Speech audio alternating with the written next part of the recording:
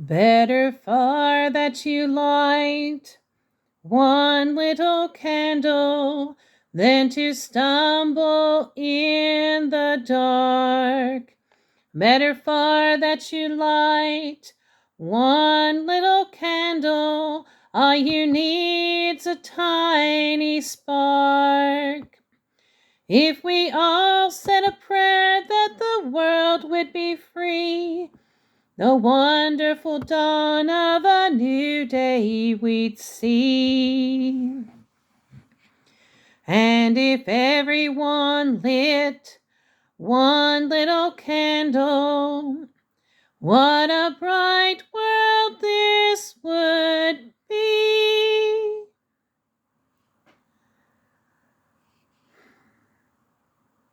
Earlier this month, we lost two beautiful women, a Kimberly Sue Eplin in Huntington and a Lorrie Ann Cunningham in Sophia. Lorrie was my cousin, but she was also a very active participant involved in our social media ministry, regularly sharing those encouraging words. She and I would regularly talk over the songs and old hymns and reflect on memories of those songs and who sang them in the church. She was an encouragement to me in so many ways, and I know she'll never know. Other than in glory, I'm sure God has revealed how beautiful she was. But in this life, she had no clue. Kimberly Sue Eplin is the mother of Carla. She is the assistant secretary in our Huntington location for Hope Eternal Ministries. I hadn't met Kimberly more than once, but I have heard so much of her. Where they're in Huntington, I didn't get to see everybody very often in Huntington. I hear of you and I hold you in prayer. And then they are involved on the social media ministry. But it doesn't matter if I've met you once or if I've met you 5 times, you're forever in my heart and I'm seeking for your needs. And Kimberly was a beautiful person. She was actively caring for the more weak and vulnerable in her profession. She loved and cared and nurtured her family. She enjoyed and lived life.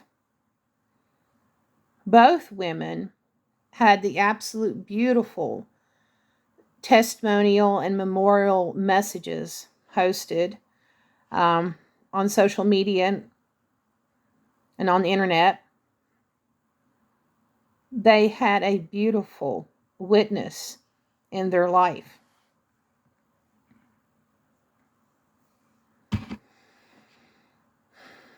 Lorrie's services were held at the Beckley United Pentecostal Church by Jacob Pack. Kimberly Sue Eplin's services were held by her church pastor, Tony Mays of Brighter Day Ministry Church on 9 Mile Road. Both of their services were on the same day, December 10th. But I'm drawn to Brighter Day and Tony Mays. Pastor Tony's name means priceless one. Servant or son of Matthew, also servant and son of the gift of Jehovah. It also is derived from the word maz, meaning corn or the harvest. His church name, Brighter Day Ministry, he came up with it from Psalms 30 and 5. Weeping may endure through the night, but joy comes in the morning. And it's true. Though we are presently weeping, we are tore over the loss of our loved ones.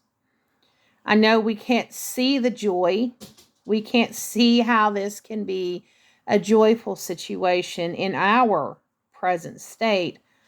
We know that they have fully embraced and received the glory of eternally being in heaven, seeing those they've lost before, meeting those they have wept and been wanting to see. And we know as long as we continue in this race and pass on, we too will see them when we go to glory. But I think the thing that stood out for me the most, as I opened with that little song, this just like one little candle. The last conversation I had with Lorrie was November 29th. And Kimberly went into cardiac arrest December 3rd and was on life support. And both women passed away December 6th. Lorrie in the morning, Kimberly at night. But those last conversation and the moment of her cardiac arrest fell on the days of Hanukkah, which is the Festival of Lights. If you want to turn with me, you can go to Isaiah chapter 8. I'm going to read the verses 18 through 20.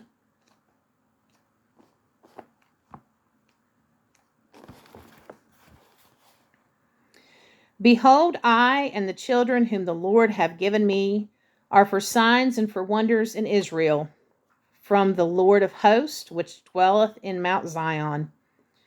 And when they shall say unto you, seek unto them that have familiar spirits, and unto the wizards that peep and that muster, should not a people seek unto their God, for the living to the dead? To the law and to the testimony, if they speak not according to this word, it is because there is no light in them. And they shall pass through it, hardly vested and hungry. And it shall come to pass that when they shall be hungry, they shall fret themselves and curse their king and their God and look upward. They shall look into the earth and be troubled, and darkness, dimness, and anguish, and they shall be driven to darkness. Those driven to darkness are those that have no light. Their life does not share the testimony and witness of Christ. So when I said these two beautiful women,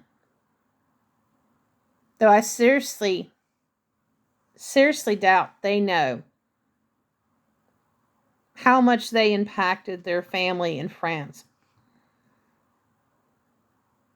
Between my last conversation with Lorrie and that sudden cardiac arrest of Kimberly falling on the days of Hanukkah, the Festival of Lights, these women had an absolutely beautiful light. And their light shined in all the messages and memorial posts that was made of them. There is no doubt at all the life they lived was for Christ, and their light shone brightly on this world, but in their passing and going on to glory, just as Jesus Christ, when he died and was resurrected into the newness of life, his message goes on and his light forever shines. So does the light of Lorrie and Kimberly. Their message, their testimony is forever settled and forever will be shared and memorized by those that knew her and those that meet her family and friends that share of her. That light will never die. It'll never fade away of anything. It'll just get brighter.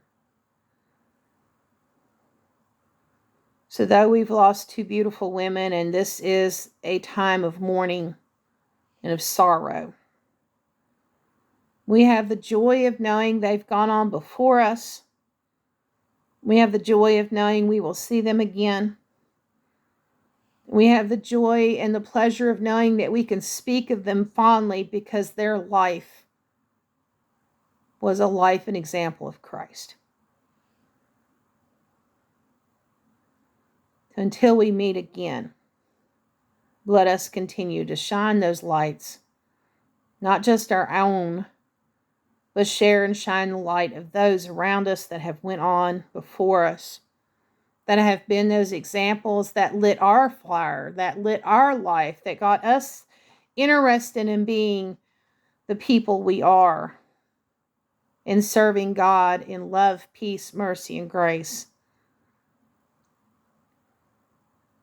Let us embrace one another's life and light, and embrace God in unity of the brethren, and let our light grow and shine so boldly that the world will never be able to turn away from Christ, because everywhere they go, they will see him.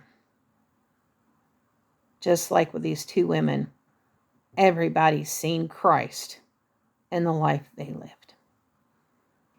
God, we thank you that you blessed our lives with these two beautiful women, that you allowed them to have such a beautiful testimony, and that their family and friends can forever carry that testimony forward, passing that light torch on for generations to come. Thank you for letting us have them in this season, and we look forward to seeing them again. Holding all in my prayers,